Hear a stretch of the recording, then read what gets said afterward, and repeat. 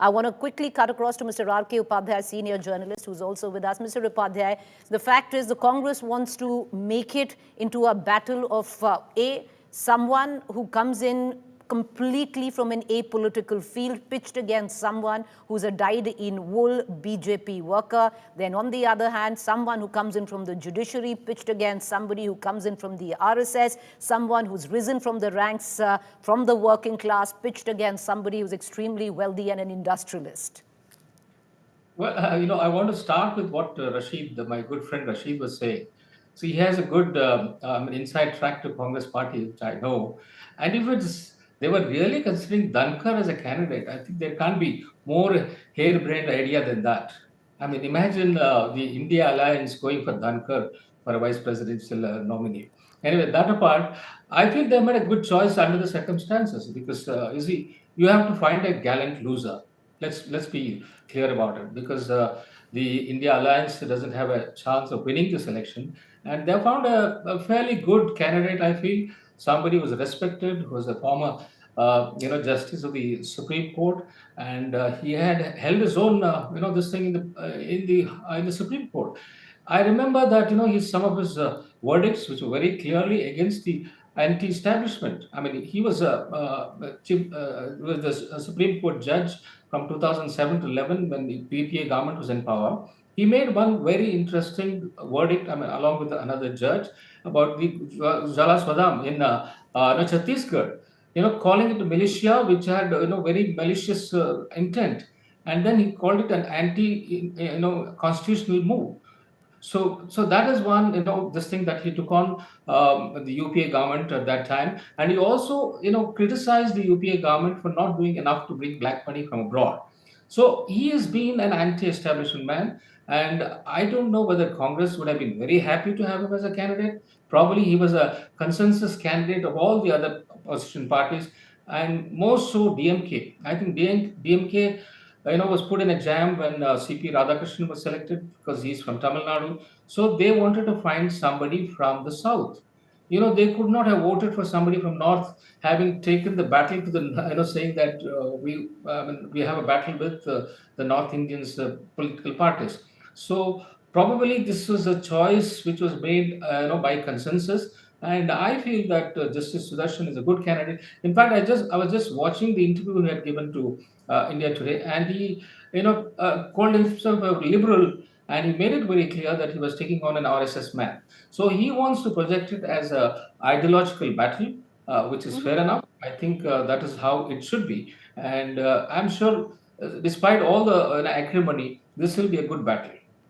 Well, you're right there, because that is exactly what the opposition and he himself, Justice Reddy, would want to project himself as it is a larger battle, not just a fight of a vice presidential nominee election, a battle of ideologies, and that is exactly what they're going hammer and tongs with. Earlier on, you had with Justice Reddy in the Parliament complex. We'll play those visuals. Let's listen in. I think Justice Reddy speaking to the press. Very clear yesterday. It is bad in the ideology. And then you're hopeful that you will. Of course, I'm hopeful. The party you will of course, I'm hopeful. You think it's a matter of fact fight, given the fact that numbers are with the NDA candidate? No, because I don't belong to any political party. Yes, sir. That is the reason why I think that everybody would support me. And it's a kind of an ideological fight between the opposition and the NDA. Of course, it is so. One message you want to give before nomination, sir? I will give the message after filing the Okay. Thank you. Please come. Thank you, sir. One thing that you just heard, the nominee of the opposition there stating very clearly that this is an ideological battle. He was in the Parliament complex. He was paying his respects to statues of India's icons, freedom fighters there. All the statues, one by one, he went to each one of them to pay his respects before, of course, he goes in to file his nomination. All MPs are going to come together at Mr. Kharge's office in the Parliament, and from there they will walk towards the Rajya Sabha Secretary General's office, where the nomination will be filed formally. I want to go back to our analysts, and then we'll go to my colleague Amit as well, who's going to give us details. What we are expecting is a show of strength later on in the day by the opposition chief ministers of the Congress coming into the national capital. So that ideological battle, Sumansi Raman, that we speak of, at least in terms of optics, even like Rashid said, it just Char Din Ki Chandni, all of that being projected today, at least by the opposition here in Delhi, Sumansi Raman, because yesterday, juxtapose it with the nomination of the NDA candidate, muted. You had the Prime Minister flanked by 4 or 5 senior leaders and Mr. Radhakrishnan, and they filed the nomination, it was over. Today, it's at least, because the election is a lost cause, but give out messaging, strong political messaging right now.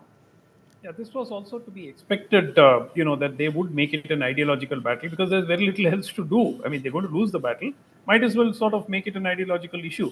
My point is, Preeti, whether we have spent enough attention and asked the question, why is this election actually become necessary? Why did Mr. Dhankar quit? Why is he not come out and even spoken to the media? And I think that the media is doing a disservice by not asking that question or continuing to raise that issue, because this is an election which nobody expected. Would anybody have predicted even 4 months ago that Mr. Dhankar would suddenly quit in the manner he has quit, give no explanation, a man who's never short of words in normal circumstances? And we are not asking that question. Why are we having this election? This is a complete election. Sumansi Raman, I know the media has become the favorite whipping boy as of now. There's a different ideological battle which has been fought in the realms of the media. But, we've asked that question. At least I could... Sumansi Raman, all I can say is I think on this network we've asked that question multiple times, but this is what it is. Because you've got to go by ultimately, Sumansi Raman, till we know anything more, you go by what we have, and what we really have, Sumansi Raman, is a letter. Is a letter. No, sir. But no, the fact is... spoke in Parliament saying no, that Sumansi Raman, I agree. I agree there is a fair amount of inquisitiveness that's attached to it. And you are right that Rahul Gandhi spoke of it. But what we need to go by, because it's a sensitive matter, is we go by with what we have, and what we really have is a letter by the former Vice President himself who says he was unwell and he needed to step down. Now, one can speculate as much, but if you need to just go by sheer facts, then I would reckon we need to just go back and look at that letter, and right now, that's all we have. Till we know more, is all I'm saying. But okay, Mr. Upadhyay R.K. Upadhyay wants to weigh in on that conversation. My assumption is, Dhankar went against the official line, and he was the one who put up the nomination, so signed by the only opposition MPs without taking the signatures of the ruling party. So obviously BJP was cut up. I'm talking about the impeachment case, and he wanted to dictate the terms of impeachment.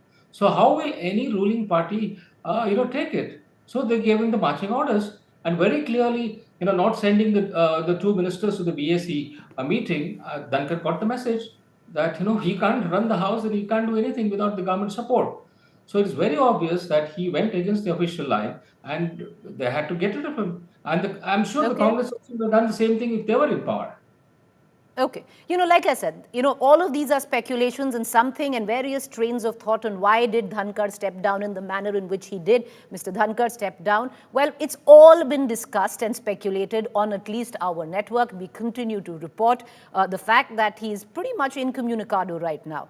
Is it because he's really, really unwell? Because that's what he said in his letter. Is there more to it? Well, it's in the realm of speculation. But Rashid Kidwai, would you want to quickly weigh in on that argument which Sumansi Raman sparked, and then we'll get into a break? Yeah, so I think Preeti, that's past, and we can go on. I think there was something more than what meets the eye regarding Dhankar's election. But now coming to this vice president election, I think the opposition could have done more, in the sense that they have Sharad Pawar. If Sharad Pawar was activated earlier, maybe a line with Chandrababu would have been established. We are talking about YSR Congress. Why is that Sonia Gandhi, who's the CPP chairperson and known to have sort of equation with the YSR's family, late YSR Rajshekar Reddy's family, why no contact was established with Jagan? I mean, this remains a mystery, because if Congress can have an alliance with DMK within the context of Rajiv Gandhi assassination case, why there is no breakthrough? And in Congress in Andhra is a big zero. So therefore, all these things, that Sonia Gandhi is a politician among politicians, in a way we have seen in UPA years. So why she's known no to have been effort was broken. made? Yeah, fair point.